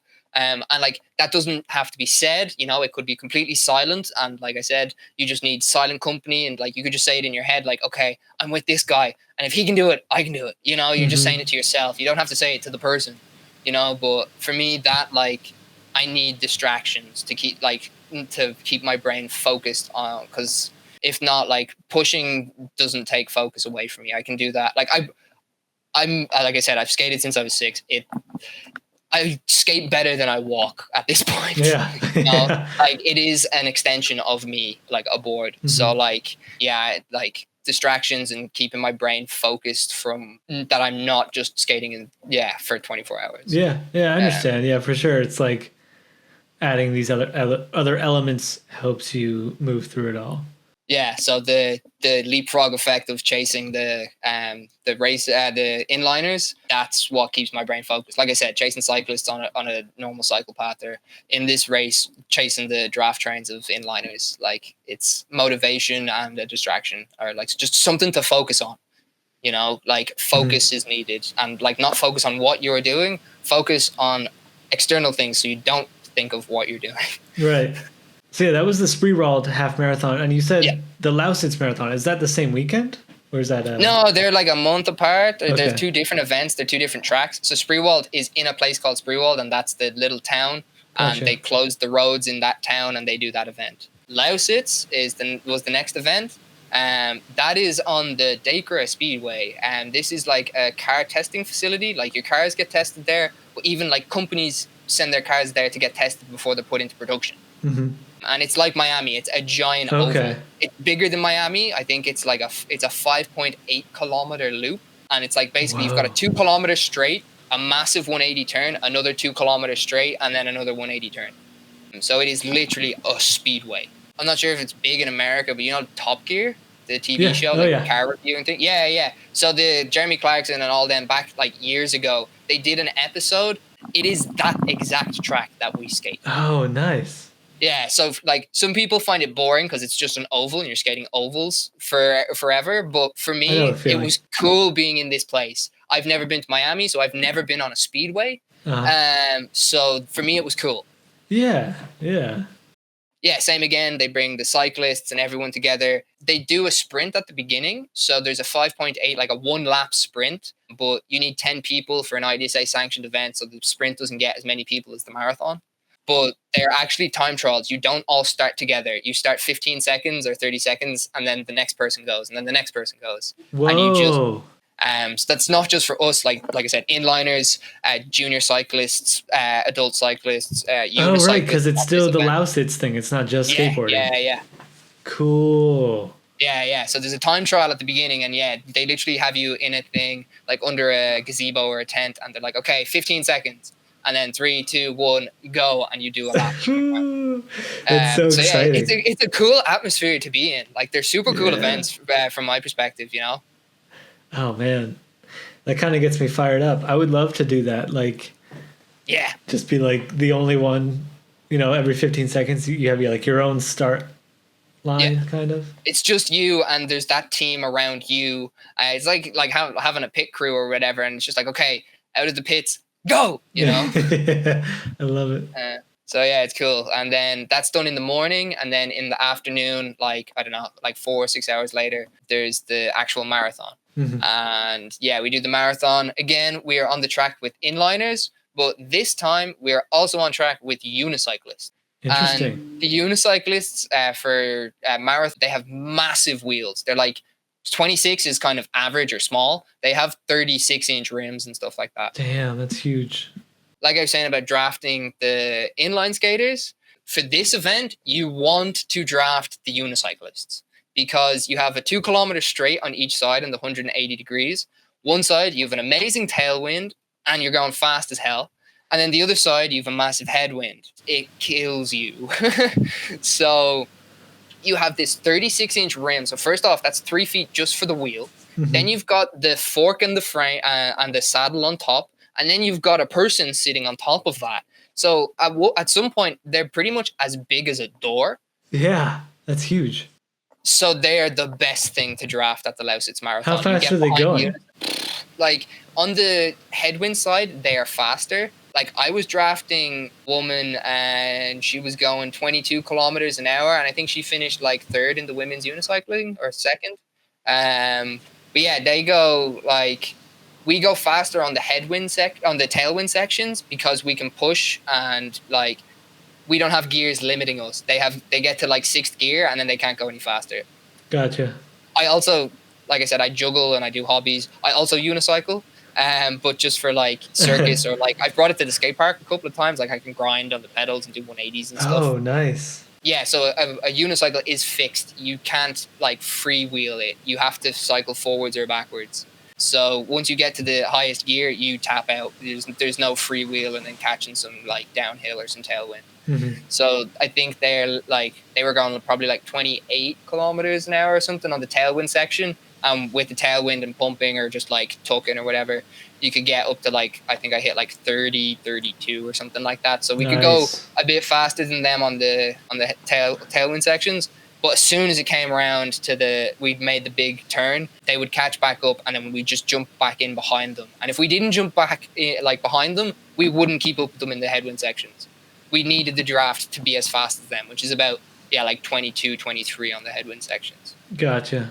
So yeah, it's a cool event. It's a cool, that's really interesting. Cool spot. They're all run by like Lausitz, like sport. I can't remember the full name, but yeah, Lausitz sports events or something. That would be a really cool thing to emulate over here in the US. I'd say they have the events that you just like longboarding hasn't been like looked at for those events. And that's what I was thinking. Like there's definitely, there's Ironman events, there's cycling events all over the place, running, whatever. You just have to like ask, hey, can we add a skateboard category? Is that cool? And then see what happens. Yeah, because it's the same. I think there was a full marathon at Spreewald before, but because we go at the same time as the inliners, like to keep stuff running, because there's so many events and so many different sports, like there's a cutoff point. You have to finish within a certain time. Okay. So if you had like 2 hours or 3 hours, like 3 hours for a full marathon, that's not open to everyone that's distance skaters. Some people will not finish in 3 hours. So I think that happened a couple of times where there was people that DNF'd or they were taking too long. So they were like, no, you don't do a marathon. You just do a half. Yeah. So the inliners are faster than us, but because it's a half marathon, it doesn't take up as much time. Like I said, like an hour to like hour and a half, whatever. At Lausitz, I think we're quite similar, like I said, to the unicyclists. So that's why we can do a full marathon there, because we finish around the same time they do. Awesome. So yeah, Lausitz Federation, really cool stuff going on there. That would be one to check out if anyone's trying to get to an event in Europe. That sounds they're really the cool lesser known ones because they're not run by skaters, like they're actual events. But yeah, they're the ones on the west side of Germany. They're like they're both like south of Berlin. Nice. So yeah, go to Berlin, I don't know, party weekend, and then do some skating as well. I've heard awesome things about the cities in Germany, especially Berlin. Even not just for partying, like there's like tons of stuff you can do. I'm not a huge partier, but yeah, I've got to skate around Berlin a couple of times because the Flaming is so south of Berlin. Yeah. So I've been to Berlin twice now, last year and this year. And yeah, the same, not as good as the Netherlands, but it's a city, so in Europe. So it has decent cycling infrastructure around Berlin. I can skate on the roads through, like on Berlin in a cycle lane. It's fine. Cool. So yeah, moving on to the next couple of events here. There's the Dutch Quarter Ultra Skate we've talked about a couple of times, but before that there was the Asia Quarter. Is that what it was called? Asia Quarter Ultra Skate? It was called Asia Ultra Skate, yeah, and it was the Singapore Quarter Ultras, is what people are calling it. Yeah, but it was it's called the Asia Ultra Skate. And that one was really hot, you said. You got second place and you said it was just really hot. Yeah, so trying to acclimatize within a week, I was 50% acclimatized by the race, and jet lag as well. It's such a time difference. So yeah, we were only getting like 5-6 hours sleep every night. Gee, yeah, that's terrible. Yeah, it wasn't great, but yeah, it's like 28 to 30. Like the event was 28 to 31 degrees, and the humidity was in the morning 94%. But like it went down to like 80 or something. But yeah, it was like 80 to 90% humidity, 30 degrees Celsius. Wow. So yeah, hot as hell. That's like 92 degrees Fahrenheit for people in the US. That's really hot. That's Oh, yeah. I've so been to hot. Florida only for like as a kid for like Disney World and Universal Studios, but it reminds me of Florida, like hot and humid, and like you get like thunderstorms, like quick rain showers and stuff to get rid of all of the humidity and the static in the air. That sounds like Miami. That's probably like Miami in the summer. By Yeah. the time Ultra Skate comes around in the winter, it's not as bad, but yeah, Yeah, that's no, pretty rough. Singapore is like that year round. There is no winter in Singapore, so yeah, it's just always like that. Singapore's great. They have a real close knit community. It's because Singapore itself, I didn't realize. This was my first time in Asia, which is why one reason I went. Had to take the opportunity to go to Asia. Lena said she was going. She sponsored the event. And she wanted to meet the community, and I was like, okay, take me with you. Yeah, you don't need to like twist my arm or anything. Just like, yeah, can you let me go with you? So yeah, got to go to Asia for the first time. Got to explore Singapore, but it's only like 40 by 20 kilometers. Like it's only like 800 square kilometers or something like that. So like the longest drive is like an hour, hour and a half from one side to the other. Yeah. So yeah, so everyone's quite close together. So they have a big community there that like everyone knows each other. There's like, I don't know, 40, 60. There's a lot of skaters. They do a Tinker Tuesday event. If you know it, they've like the stadium that they all skate at. I've seen that. Yeah. Yeah. So I got to visit the stadium. Stadium the first day I arrived. They were doing Tinker Tuesdays, and Seth, the guy who runs it, he told everyone that like we were coming or whatever. So there was like 30, 40 skaters to greet us when we arrived. Oh, that's so cool. That was sick. The event was super cool. Seth and Johan and some of the crew like Ray and Adrian, the guy that skated around the world, they all like during the week, and FH Distracted Diner on Instagram, they all like took their like, okay, we're free this day, let's show you around this part of Singapore. Oh, we're free this day. And we just got to like, everyone just showed us around, and you can't really skate on the road there. It's not allowed because there's a big e-board scene there, and they've caused some accidents on the roads. So like no boards are allowed on the roads. The e-boarders, they ruined it for everyone. They ruined it for Singapore, basically. Yeah. So you're not allowed to skate on the road, and the paths there are pretty smooth. Like that's terrible. It's really nice and smooth there, but the paths are so narrow, and there's people. It's a super highly densely populated place. So like there's so many people that you can't really skate on the paths. They have these things called like ECN, East Coast Connect, like Cycle Path Connector or whatever. Yeah, East Coast, or like East Coast Cycling Network, and then Park Connector Cycling Network. And yeah, one goes on the East Coast, and then the other one, there's like loads of parks because it's super hot and humid and it's a massive city. They have like parks throughout the city, which is really cool. So they have these like well-established like cycling routes that so they get to skate. I've heard such great things about Singapore, not just skateboarding wise, but just like quality of life is pretty good, and like the fact that they have such a thriving distance skate scene. It's quite expensive to live there, like really. Oh, really I've heard expensive. that too. I've heard like cars are really pricey.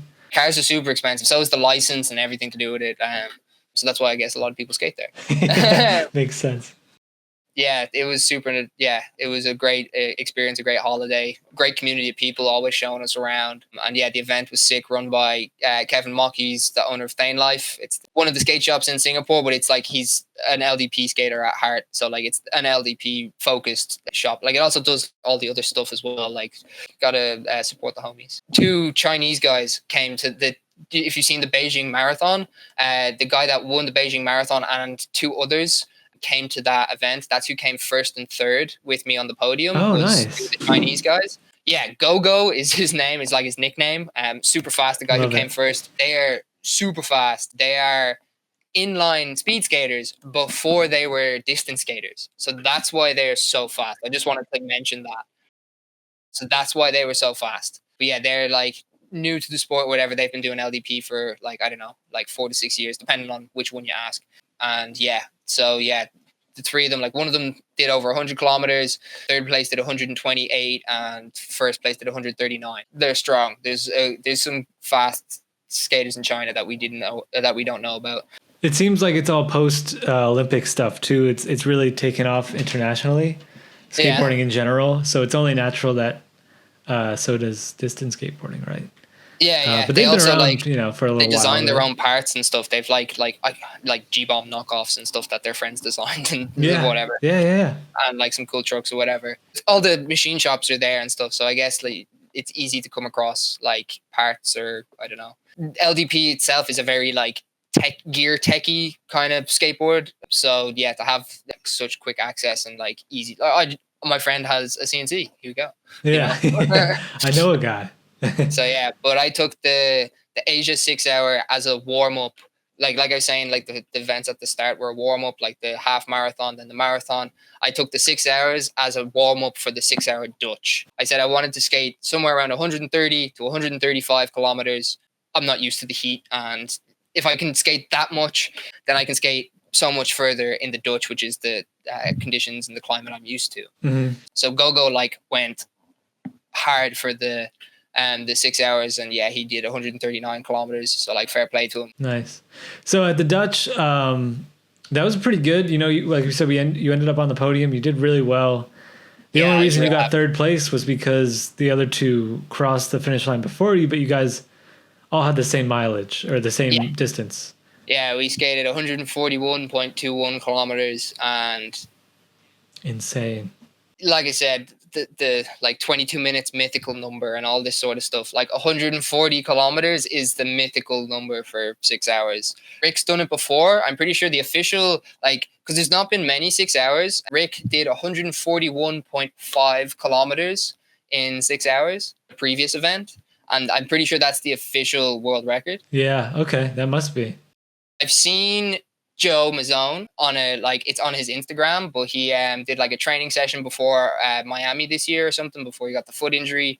But he did 6 hours and did 143 kilometers. Yeah. Yeah. So this is like kind of the ballpark. So like I crossed the line at like 5:58 something.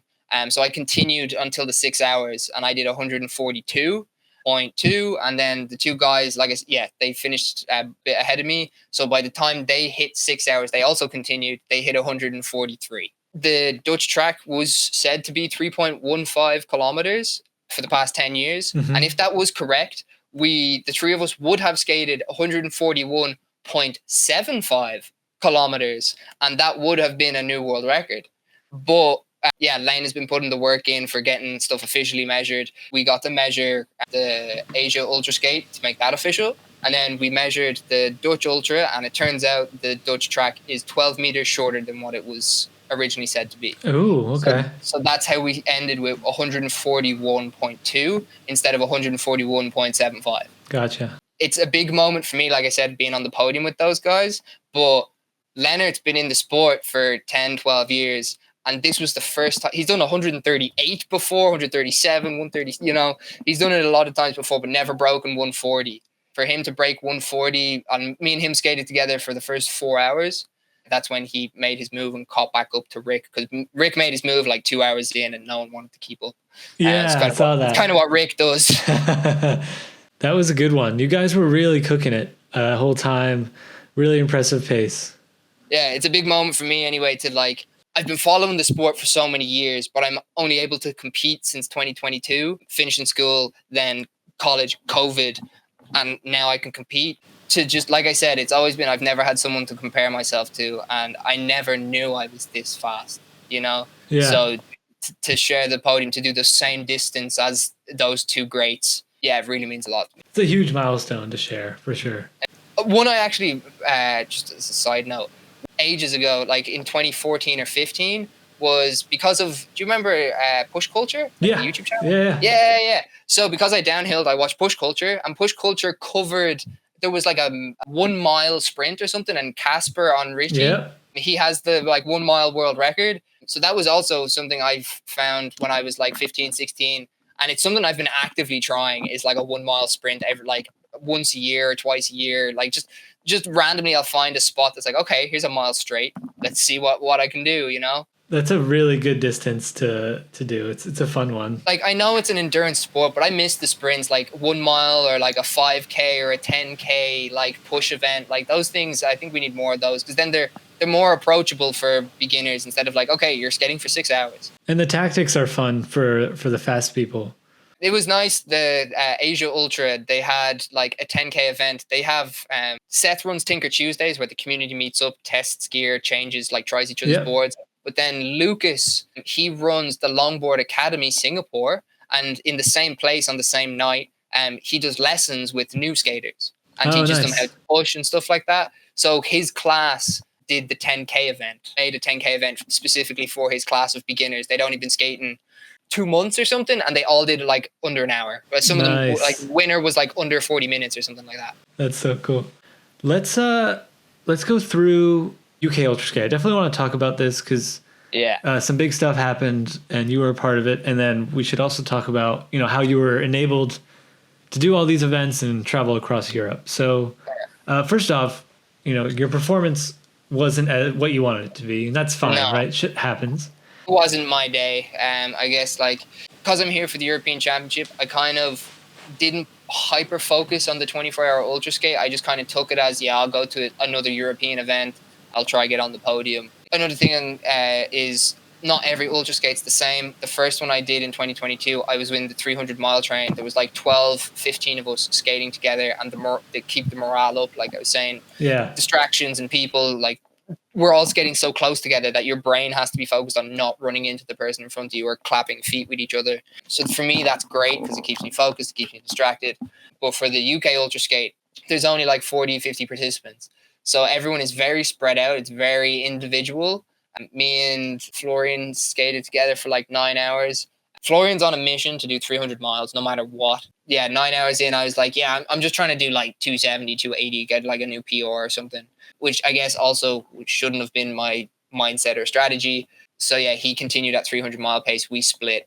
I was on my own, and I guess my head just wasn't in the game. Originally, I had planned for me and Kenton to stick together for 24 hours, but Kenton was at the Dutch event and something with his health, he got sicker. His Achilles was a bit sore going into it. So he actually didn't come. He did not start at the UK Ultra. Straight off the bat, I was like, okay, my strategy's in the bin, like the person we agreed to stick together for 24 hours because Lena and Viola did that last year. They skated 200 miles at the UK Ultra. Mm-hmm. They just skated together and they just kept each other happy, And if you're happy, you're having fun, you want to continue. If you're not having fun, you don't want to continue. Instantly, my brain just went, okay, I'll just skate with Florian again. Yeah, it got to me. Like, one, yeah, the strategy fell out because Kenton wasn't there. My head wasn't fully in the game because I wasn't hyper focused on UK Ultra. I just, for some reason, I don't know why, a lot of stuff going on. Yeah, like I said, I've moved, and yeah, I guess I just couldn't hyper focus on it. Being alone, there was nothing to distract me, and it just got really boring. And then, like, I tried to put music on. This is what I'm saying about not hyper focusing. I didn't even think of I just said to myself, I'll just listen to music. I never thought, what music do I need to keep myself going for 20, at an ultra? So I put the wrong music on. I tried to take my earphones out, and one of the rubber earbuds fell off. So I couldn't even fully close the world out. Silence is not great. I prefer the music. And because I could only put one earphone in because the rubber was gone. Yeah, everything just started to go wrong. And then at hour 9 or something, it's like, I need energy of some sort, and I went for food, like a dinner. Like I eat the endurance supplements, nutrition, whatever. But then at some point I will have like a half meal, and just for me, it's warm food makes my stomach warm, and for some reason that gives me energy for like 2 hours. I did that. Fry's place that was on site, like it was a truck for cool. that they had hired for the UK Ultra. Yeah, but greasy food truck, grease slowed down the fat slowed down my digestive system. After the 9th hour, my stomach, I couldn't intake the carbs that I wanted to. Before, that wouldn't have been an issue because I knew nothing about nutrition. I literally did the 2022 Dutch Ultra on just pure will of, you've got so much time to skate 250 miles. So just pure will and determination. I probably didn't have enough training for it, but just will and determination got me through that event. Whereas this was the exact opposite. It was like, I'm not trying for 300 miles. I'm just here for another European event. I'm a bit disappointed that the mental game got to me, but at least now I know what the mental game is. I didn't experience that because I had so many people around me to keep me going for the Dutch 22 Ultra. I got back from the UK, couldn't sleep. I was 3 a.m. I went to bed at 1. couldn't sleep. And I've written out notes on my phone of like, here's my food, here's my strategy, caffeine at 10 hours, not a meal. I've put like music, where to put my phone, make sure where the earphones are, what music keeps me going, what music do I need at this time, and then like, what's my strategy. It's more fun to skate with people. Like, I should have found someone, like the person that's behind me. Like, I should have opened the live results. I didn't have it open on my phone. And I should have found the person who was next behind me and skated with them. And the two of us would have kept going for. It's good to analyze, right, your performance, but it's also important not to be too hard on yourself to the point where like you forget you're human, because like, yeah, like you could have done this, you could have done that, and that might have changed things, but like I don't know if it actually does change things. Like, you know, being able to fail is good too. So like, you set a goal, you didn't get there, but like recognizing that is important, and like it's okay, right? You know? Yeah. I learned that from a friend in college, but it was basically, if I like I said, I hold myself to a standard, and if I didn't reach that standard, it's not perfection. Like it's like 70% or whatever, but I still hold myself to 70%. But yeah, guy in college was like, you're just wasting more time on this like project. If you just get it, like, because I did woodwork in college, it's practical. Mm-hmm. So it's like, yeah, you're wasting time. You need to find a solution to fix the problem that you've just created. But you're wasting time doing that by freaking out. Yeah. So yeah, that kind of thing of like, you lose. If you lose, you learn. Like, try and look at it from that perspective. Don't be so hard on yourself. On a brighter note, right? Someone who did perform really well. Lena! She's insane. She's an incredible human being. She literally did the exact opposite to me, and she focused for 6 months specifically on UK Ultra. She just did the other events as a side thing because I was going to them. She also went. Obviously, she was the one that said to go to Singapore, and she was going. But like Lausitz and stuff, she did. She didn't do Spreewald, but she went to Lausitz just because I was going, so she came with me. But she literally trained for 6 months. She's trained since winter. She's gotten her nutrition down to a T. She put so much effort into this one event. Even before I met Lena, like I said, I followed the results from all these events. I was like, I believe she's the next person to break the women's world record. In front of my eyes, she literally did it. I can't believe it. It's so sick. She was on pace for the world record for 20 hours or 19 hours or something like that. So there was like a 250-mile train going. Her, Viola, Stefan, he's a German guy. He's at all the events. Like, he goes to everything. We really skate a lot at Miami, me and Stefan. Yeah, he's a real nice guy. He's a really caring guy. But yeah, him, and then Distracted Diner, FH from Singapore. 3 Singapore guys came to the UK Ultra Skate. I saw that. Yeah, that was really cool. Yeah. Adrian goes to like a lot of the Ultra Skates, so that's expected. But these 2 guys, it's their first ever Ultra Skate, so that was cool to see them there at the UK one. That is so cool. It was like 4 or 5 of them on a 250-mile train, but Lena was keeping the pace a little bit above 250 for the world record. And yeah, they skated together for a long time. Then they couldn't keep up with Lena after a certain point, and then she found Florian, who was not on pace for 300 miles, but still going hard. He was, I guess, in pain or quite sore at that point. Yeah. So she was able to keep up with Florian for a bit, and then Florian actually at some point couldn't keep up with Lena. So Lena was still going. Once she lost Florian, just under 5 hours left. I was literally like I said, I stopped after 10 hours or whatever. I hopped back on in the nighttime for like 5 or 10 laps with Lena because she was alone, and like me and Viola stopped and got, like, she didn't skate the night, but she got back up in the morning and continued. The 2 of us got on the track at night just to give Lena some motivation, some like happiness, and like, yeah. So we did some laps or whatever, then we stopped again. Like under the 5 hour mark, I was sitting there watching the times, like literally checking her lap for lap. Mm-hmm. And I was like, she's still on pace. And then she lost Florian and she was by herself and she fell off pace. And basically she had to do sub 8 minute laps, and she was doing, up until that point, amazingly, always under sub 8, even like sub 7s at some point, by herself at like with 20 hours in. Her brain was like, no, you need to stop. Like, stop doing this. You know, it's like, just do 250. You've never done 250 before, so just do 250. But I seen that, like, she had to do under 8, and she was only doing like 8 to 8:15. It's only 15 seconds, you know, or in kilometers, like she needed to do 16 kilometers an hour. She was doing 15 and a half.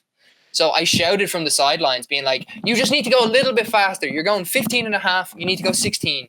And her brain even talked herself out of that. She's like, no, Paul's just lying to me. Like, he just wants me to stay on the track. He's just lying to me. And at that point, because I had stopped, I was completely fresh, not just legs. That's one thing I'm really excited to try for 300 miles. The first ultra, 10 hours in, my calves felt like concrete. This ultra, I skated 300 kilometers and my legs were 100% fresh afterwards. So it really shows. I just need to work on the mental game. My body's fit. Yeah. But yeah, my legs were fresh, but also my head was fresh. So I could constantly do the maths. So I was like, no, like, F this. I am going to get it off my ass and I'm going to pace you until the end because I know that your body's capable of it, but alone your brain's telling you no. So for the last 4.5 hours, 5 hours or something, I just was in front of Lena, like you said, even just in silence because she was like a zombie at that point. But just that she could have some focus on, okay, I just have to follow Paul's wheels. And she just looked at my wheels and that completely distracted her from what was, well, not completely, it was a little distraction from what was going on around her. 8 minutes to 8:15. When I was in front of her, she was skating 7:15 to 7:30. So like a minute, 45 seconds to a minute faster every lap. We got to the last 10 laps. We counted down the 10 laps. And I think I got to lap 7 and I was like, oh my God, she's going to do it. And I was nearly like, I was in tears from lap 7, like 3/4 of the way through every lap. I would get to a point and be like, oh my God, she's going to do it. I'd start tearing up and be like, no, you need to do the maths. You need to keep her going. Do the math. And yeah, we did it. And like I said, we were doing not just sub 8, but like 7:15, 7:30s. I was like, oh, I think we've made up enough time to actually do an extra lap. So the record for the women is 262 miles or 422. If she did the lap, she would have done 423 kilometers and she just would have beaten it by 1 kilometer. But I remember Lena saying to me before, like, since I've been over here training with her, she wanted to beat it by not just a kilometer or just by a little bit. She wanted to at least add something to the, like, she wants to close the gap between the women and the men. Yeah. You know, she was like, I don't know. We'll see if we have time when we get there. And I was like, okay, but I'm doing the math. I know we have time. To the line, we had 10 minutes and we were doing 7.5 minute laps. We did one extra lap. And yeah, we crossed the line together. She grabbed my arm and this other guy, Michael, that also helped her through the night, UK skater, that was at the ultra. She says it's a group effort. Like, for sure. My mom and my best friend were there as our support crew and they kept her going as the pit crew. And then like I paced her towards the end. This wouldn't have been an official record if she didn't put the effort in to make it, like, make the IDSA measure the tracks officially. It's not just the training, like she literally put the effort in to make the IDSA more official and have this system that is like athletics level, you know, like athletics quality. Now that that's an official track, she technically just set the first ever fully official like IDSA distance world record, and it is breaking the women's 24-hour world record. Like, everything aligned for this moment for her, and she deserves it. And everyone should know how amazing Lena is. Like, to make the boards that she makes and the trucks now as well, the training she put into it, the stars aligned for the UK Ultra, and she deserves every minute of it, you know. Yeah, that's so great. It was so cool to watch even from afar, like. Yeah, even other people everyone was mentioning like Lena's world record, just being like, it was crazy to see. It was such good news, you know, just, it's cool that like boundaries are continuing to be pushed. Yeah. I think Scott said it's the first time in a couple of years that I've had to write a press release, you know, like something properly official, because it's been a while since someone's broken a world record officially. So Lena's, she's closed the gap a little. She wants to continue and try and close the gap even more at Dutch 24 next year. She wants to try go even further. I could see it happening. Yeah, for sure. It's a flat course. Like, she did that world record. She also climbed like 1,800 meters over that entire 24 hours. Right, yeah. I saw that. So that's crazy. That's another fact on top of the like 264 miles. It's not a flat course. She also climbed nearly 2,000. That's so wild. Yeah.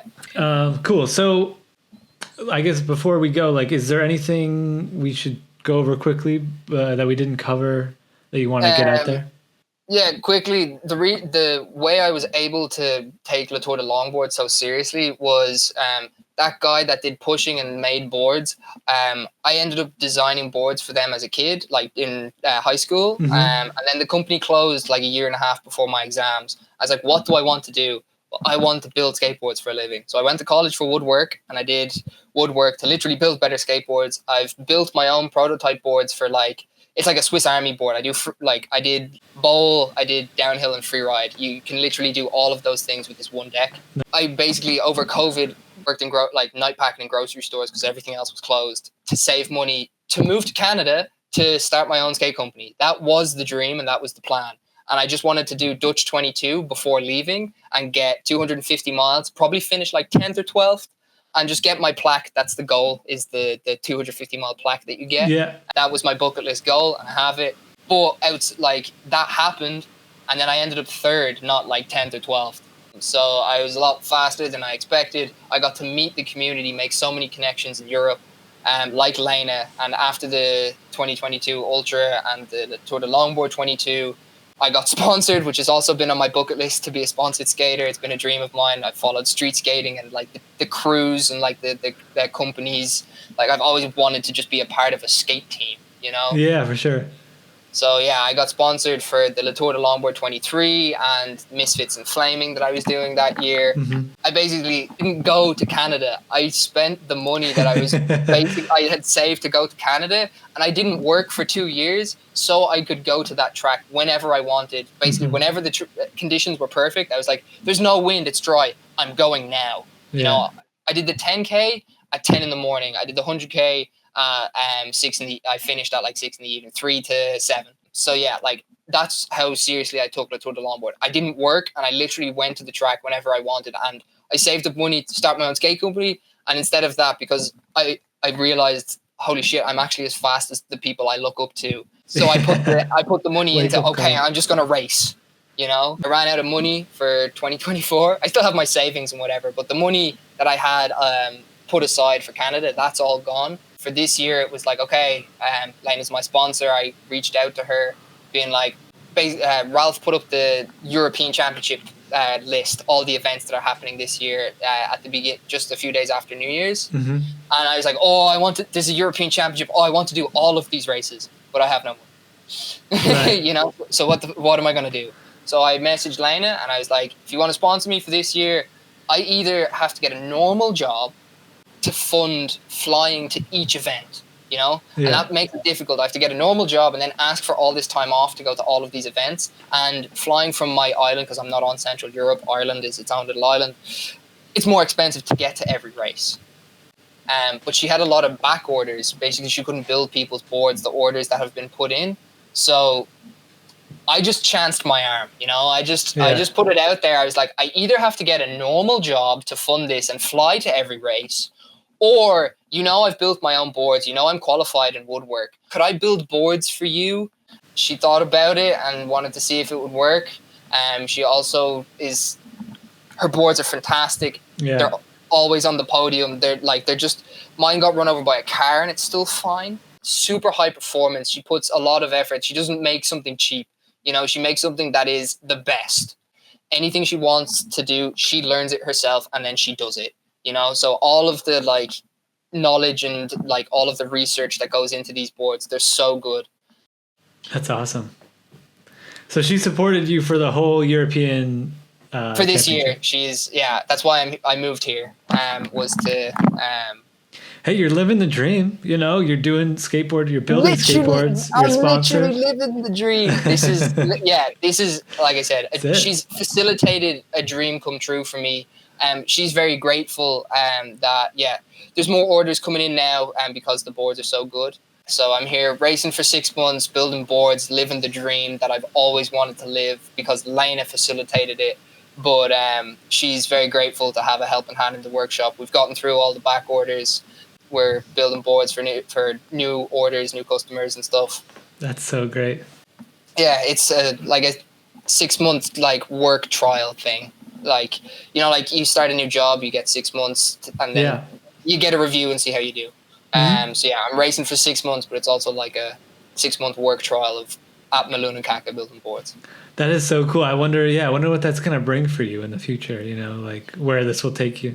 We both have the same view. We just want to like make skateboards, and we just want to do this for as long as we can. Yeah, I'm happy for you, man. That sounds amazing. She says she's very happy that like that my work is up to standard, and that we can get stuff done so much quicker now. And we're helping each other. Sounds like you're a good team.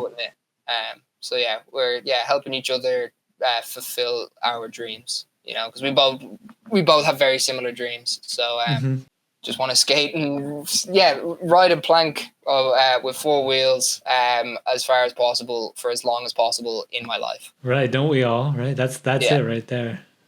Awesome. Well, hey, Paul, I want to thank you for coming on the show, taking all this time out of your evening.